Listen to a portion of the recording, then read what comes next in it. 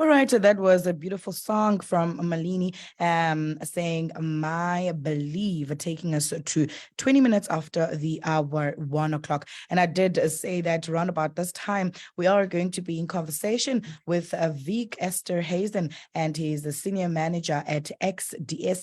And we're going to be talking protecting your identity online. And right now, I want to check if Vic can be able to hear me from his end. Good afternoon, Vic. Can you hear me from your side?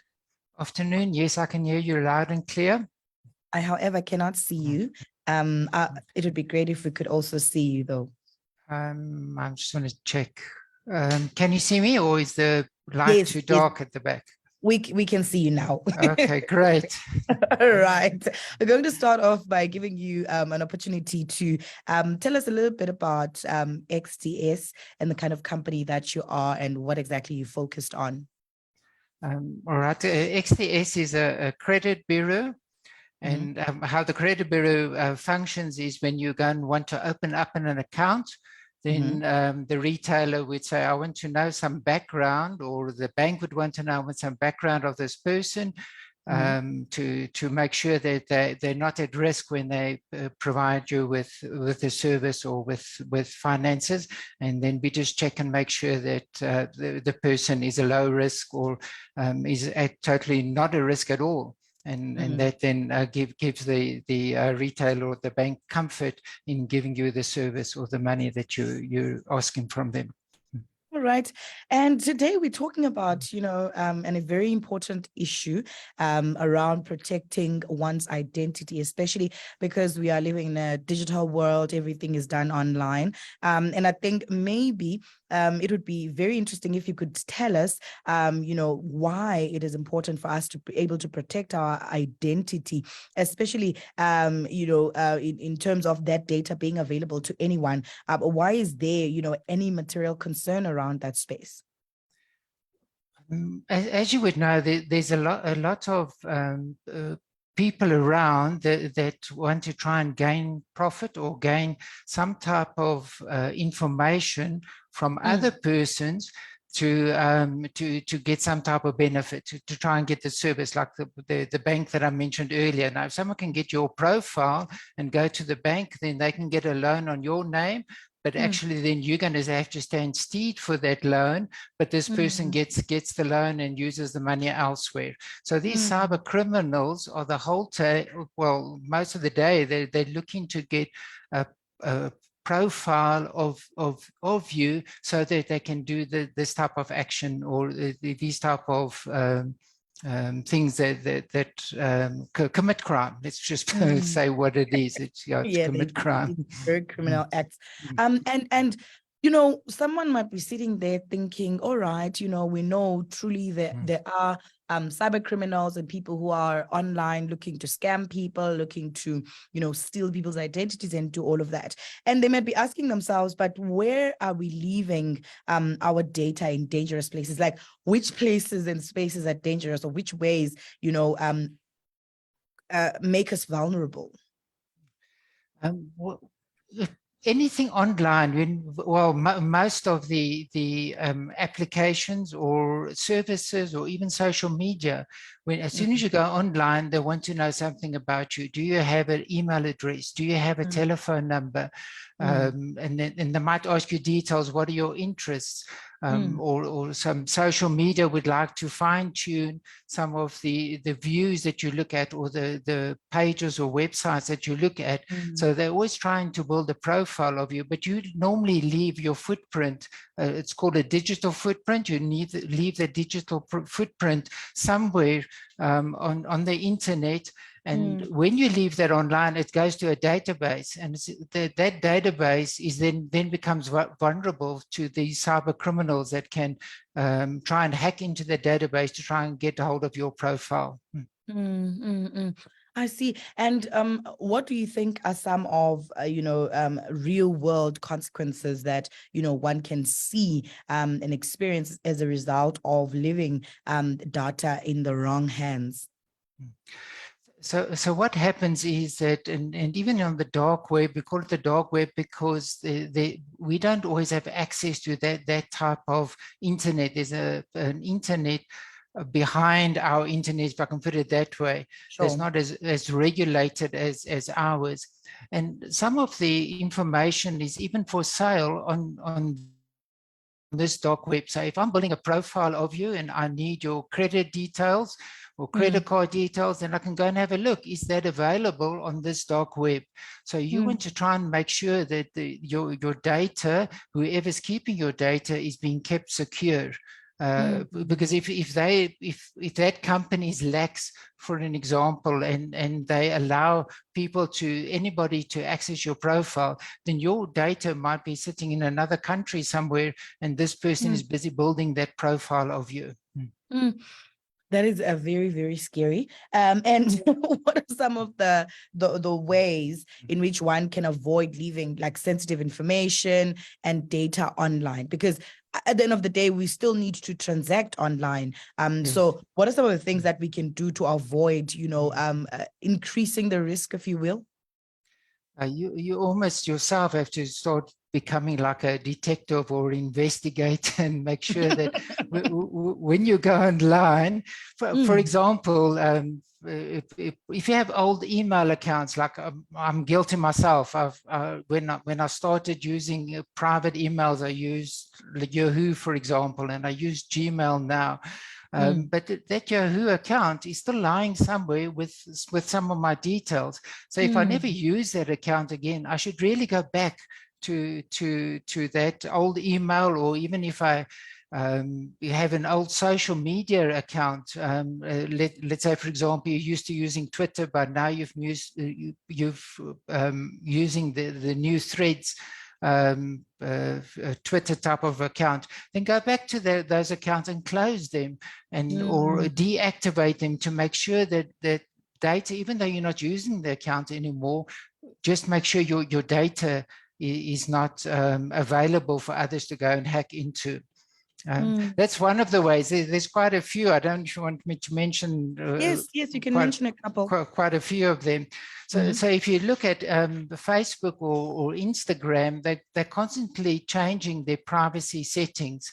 And if you don't go and if you're not vigilant and you go into that account quite often and clean it up, for example, and make sure that only your friends look at it, or whatever your preference is, make sure that that circle isn't made bigger, so that any of those hackers can easily, let's say they've got all the other information, they just need a couple of let's say photos of you, then they can go to these accounts, and you want to block them. So go and change those privacy settings to keep them out of the equation.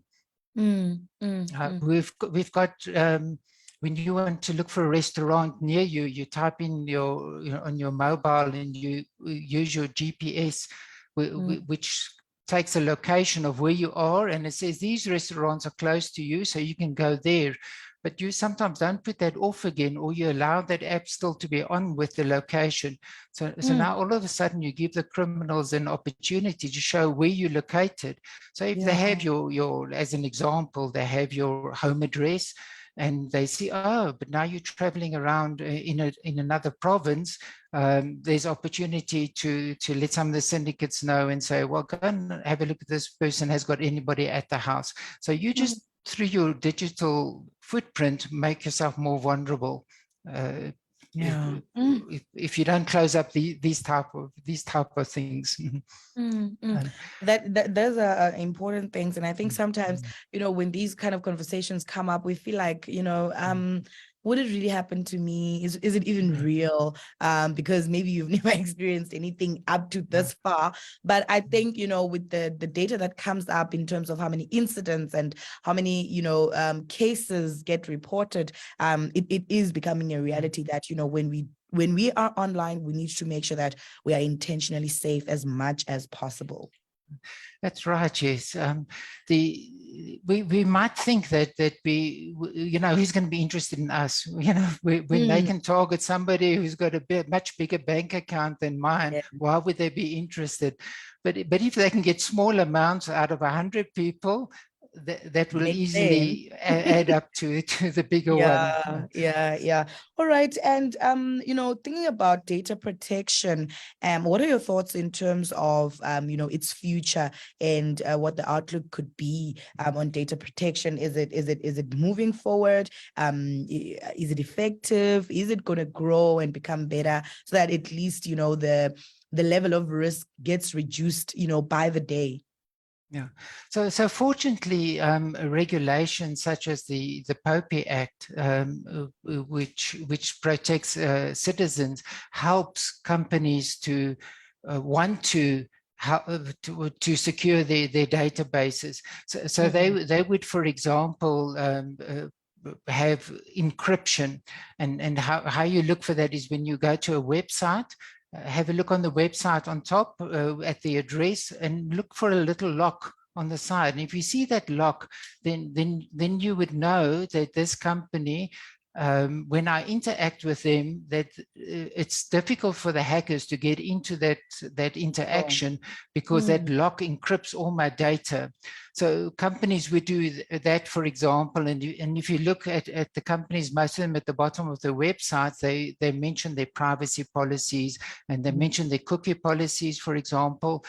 So you would know this company is serious about the data. So when you interact with them, you look for those few things and but the companies are striving, well, most of them, especially your larger companies, are striving to do better and encrypt their data and make sure that you as a citizen are protected at least.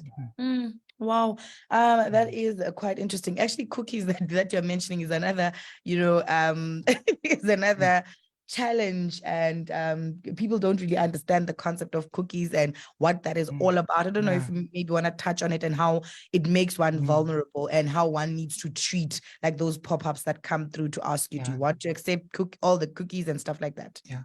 So there's two things that you should look at there. One is to update your software regularly, because as there's a security breach, then that website or that like Microsoft, for example, would send a patch through, and that's normally quite painful because you've got to wait for your PC to update. But that's important because they're closing up some of those gates that people can't get into it. And then the cookie policy is actually where you give permissions for certain cookies. So they're upfront, the companies that do have the policies in place, they're upfront and they tell you that I'm going to be collecting, say information on your browsing habits for marketing purposes, as an example. So then you're able to tell them, no, I don't want that. And you only want the essential cookies. The essential cookies will typically be just to make the website work properly. So you can move from one area, one page to another page in it. So you allow that type of thing. But if you don't mind, if it's a company that you trust and you want them actually to interact with you, let's use the restaurant example. You want them to send you adverts when they have a new menu. Simple example, but then you can allow it and say, yes, please interact. But at any stage, normally they have where you can unsubscribe, like you unsubscribe to certain mailing subscriptions. You can just unsubscribe and say, that I'm not eating at your restaurant anymore. Unsubscribe me. I don't want to know about your new menus. All right. Interesting, Vic. One last thing. It's just for you to give us like some details in terms of if someone wants to get in touch with XDS for making use of your services, how do they do so? Well, we do have a website, www.xds.co.za, and we do have our contact details on there. So they're welcome to contact us through that. We have a product as well called Splendy, which tells you more information about your credit records and also helps you if people start having spending habits, and we give you a warning of that, so they can also go to, if they Google Splendy, they'll also be able to get to that, which is a nice tool to help them. Thank you so much, Vic, for your time. It has been quite an interesting conversation. And thank you for your interest. It's great to share our findings with you. All right. right, all right, all right. And that was Vic. That was Vic Esterhuizen. He's the senior manager at XDS, talking to us about how you can be able to protect yourself better, especially in terms of your identity when you are using the online world. I hope